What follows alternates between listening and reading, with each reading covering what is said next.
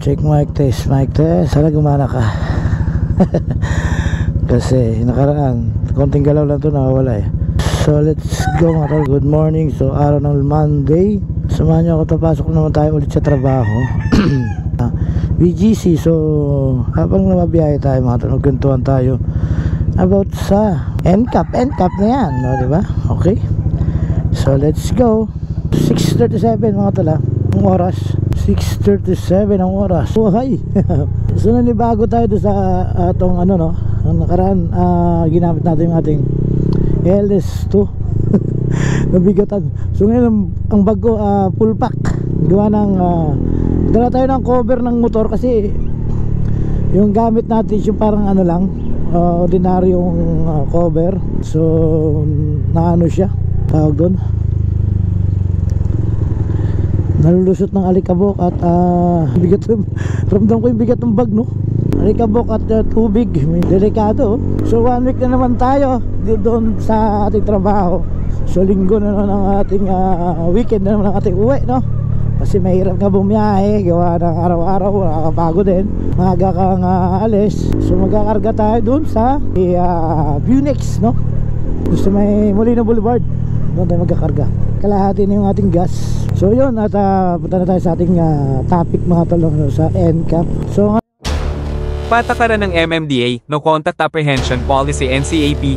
Ang No Contact Apprehension Policy NCAP ay isang programa ng Metropolitan Manila Development Authority MMDA na naglalayong hulihin ang mga lumalabag sa batas trapiko gamit ang mga CCTV cameras, mga speed detection devices, at iba pang teknolohiya nang walang pisikal na paghuli ng enforcer sa mismong kalsada.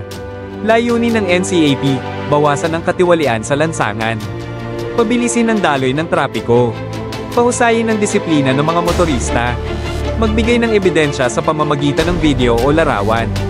Paano ito gumagana? Ang mga CCTV o surveillance cameras ay naka-install sa mga pangunahing kalsada. Kapag may lumabaghal, beating the red light, illegal parking, overspeeding, automatikong nare-record ito. Ang larawan o video ng paglabag ay susuriin ng opisyal. Ang violation notice ay ipapadala sa address ng may-ari ng sasakyan sa pamamagitan ng koreo o email. Ang may-ari ng sasakyan ay kailangang bayaran ng multa sa loob ng itinakdang panahon o umapela kung nais. Mga karaniwang paglabag sa ilalim ng NCAP, pagsuway sa traffic light beating the red light. Illegal parking, pag-overtake sa hindi tamang lugar. Overspeeding, paggamit ng bus lanes o yellow lanes para sa private vehicles. Paano magbayad o umapela? Maaaring bayaran online, sa bangko, o sa mga payment centers. Ang apela ay maaaring gawin sa Traffic Adjudication Division ng MMDA. Mga paalala, kahit hindi ikaw ang nagmamaneho ng sasakyan, ang may-ari pa rin ang mananagot sa violation. May karapatan kang umapela kung sa tingin mo ay mali ang paglabag. Uy, meron namang motorcycle lane, pero hindi talaga siya totally na motor lang nakakadaan, na may harang, may ano, di ba? Oh no! Share lane yun para sa lahat. Uy, lahat nakakadaan doon. Private, public, transport, ano mo sabi, motorcycle lane yun. Sige, di ba? Hindi. Ay, okay na sana dati dito eh. Okay na sa ngayon. Dati hindi okay kasi baha yan dyan. Ngayon, tinabunan. Naawa, no? Pero parang tinabon nila parang sa tagal. So, hindi talaga effect. Ano yun? Totally, ano? Uy, tempo lang, tempo. Oh, yun. Back to, ano tayo? NCAP, no?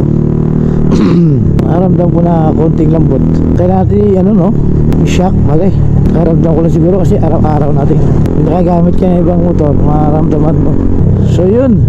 Ahoy. Aray ko. Ayan, no? Hindi matigas. Ba't ganun, ano? Hindi baliktad to. Ay, nasa low. Bakit ang gulong? Ang nipis. Bilis niya, no? Takot yan, no? Takot abuli, no? Naparampa niya sa ano, eh. Gator yung motor niya, eh. Aha. Ayan, ang motor tayo. So, nilagyan din. Ay, uy, traffic, no? So, yan. Back to NCAP tayo, mga tol. Pasok. Ay, kamotik yun. So, nagkaroon ng traffic dito, no? O, bakit kaya? Ano yan? Wala ka na. Pumapasok pala na. Pumasok. Dinidevelop na nila yung area. Ano, mga click na to. Grabe, no? Mahataw. Duk. Masagwa, no? Mga ganyan. Nilagyan top box, no? Di bagay. Chill lang tayo, chill. So, yun mga tol. At sinasabi nga, Ayun, unahan natin muna. Ayun o, kung ano, 3 o. True pala to. Ay, so nasa ano na tayo no? Update lang. Nasa malapit na tayo sa May Bermosa. Yan, malanggas dyan. Petron yan ah. Nakabuling NMAX. Ay, bad innocent. Loko kang click eh, no? Yun no, dito tayo sa gitna. So matindi ang karoon ng tama yung NCAP sa Commonwealth mga tol, no? Pero naano natin panood ako kay Boss Street, talagang binidyo niya, no? Pinuntahan niya. So meron pa naman talagang ano, pasaway na hindi sumusunod sa NCAP. So ang tanong kung totoo kaya na maano yung ano niya, na-picturean kaya siya doon sa mga ganong style sa panghabol, no? Pero kalma lang, ride safe kasi yun nga, nag-aantay sa atin na si Dok ko. Dok! Hey! Hanggang ngayon pass pa rin tayo mga tol, no? Ito pa isa, marami talaga yung ano, no? Nanggigigil ako, yun, no? May barrier, ay liliko, shit. Butan ba tayo na, wala na, warning na siya. Kaya warning, hinto patay. May nakabike, no? So yun nga, Commonwealth ang number 1, tapos EDSA. Para tuloy ayaw ko na dumaan doon sa EDSA. Go ano, no? O yan, no?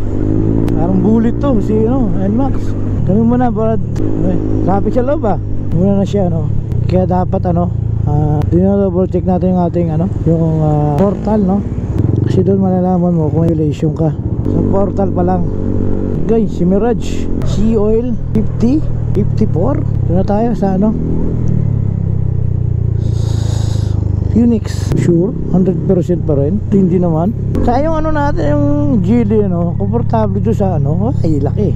Kakain ng ano yan. Ayan, oh. Ayan, kakain ng kalsada. Doon sa speaker ng ano natin, ng intercom. Pag doon sa LS2 natin na Valiant, ano, no, masikip, ang sakit sa tenga. Ano yung tenga ko, naiipit, no, parang komportable. So pero is pa rin yun.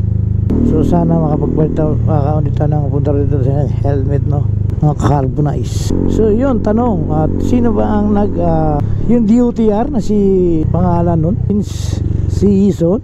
Alam ko nga, basketball player eh. Hindi pala, testing pa, hirap ano. Grabe nila pinapahirapan yung mga nagmumotor. Grabe naman sila. Sana tulungan din ni Senador Jinggoy. Jinggoy ni JB. Kasi riders yun eh. Si Senator JB Ejercito. Talagang motor lover din yun eh. Nagmamadali ka, malilate ka, di ba? Lalo na nag-aangkas, di ba? Kasi kung na-swerving ka na, bawal ka na mag-counter flow, bawal ka lumabas sa linya mo. Okay sana kung tuloy-tuloy yung daloy ng ano, ng traffic, di ba? Parang hindi ubra yan. Hindi ko alam kung saan nila ginagaya yung NCAP nila, saan nila ginaya yung bansa. Sa ibang bansa kasi ang lapad ng kalsada. Kalsada ang binibigyan nila ng importansya. Mga driver, yung mga sasakyan, no? Sa atin hindi. Kumubangketa na daanan pa ng ano, no? Tawag doon, pwestuhan ng mga kung ano-ano, titinda. So hindi naman hindi natin sinasabing masama yun, pero issue na is kalsada yun na dapat is malawak ang ano natin, daanan, di ba? Nagege-exe. So dito dati mga tol, may bayad, pinarampa niya, no? May bayad dati dito. Ayun, no, parang bagong washing. Oy, ano yan? Ay, sibuyas, no? Sibuyas yung tanim, di ba? Tama ba ako? Sibuyas na dahon yun eh. Yan, dito. Dati may bayad to eh. Pero ngayon, wala na. Yan, ganyan, maganda sa mga tracking, no? Yan, nag-air silang gasol. Lingan pa, no? Kung sila abutan, kung sila kakain. Ang problema nga, minsan, bagay, may dilatan talaga yung mga yan eh. Pag wala silang mabibilan, dilatan tirahin, di ba? Ganun yun. Nako, isa pa to. Ayun, no? Uli na boulevard na tayo mga tol, ha? Ayun, 4150. 4150. Yay! Tayo, 4150. No? Wow, ang ganda ng motor niya. Ay, na to. Posing pala yan. Okay, tayo. So, papagas muna tayo. Fuel. Unleaded. Zero, sir. Ayun, no? Siksik. Yun, no? Siksik na siksik para maganda. Maganda kasi. Okay. Okay. Ayun, no? 4 ka, sir. So, lipat muna natin kasi mayroon na makasunod. Yun, no? Siksik na siksik. Maganda yung gasoline. Maganda yung gasoline boy na gano'n, no? Yung, daming. Thank you. So, yun. Full tank ni siya. NMAX.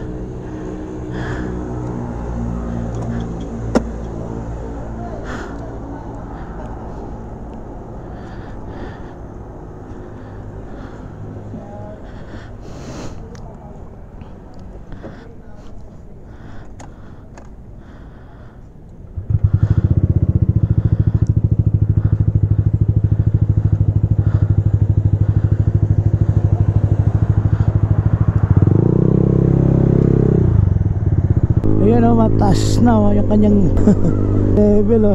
Next week na, hanggang ano na to, next week. Di ko alam kung uuwi tayo ng mga Friday o, no?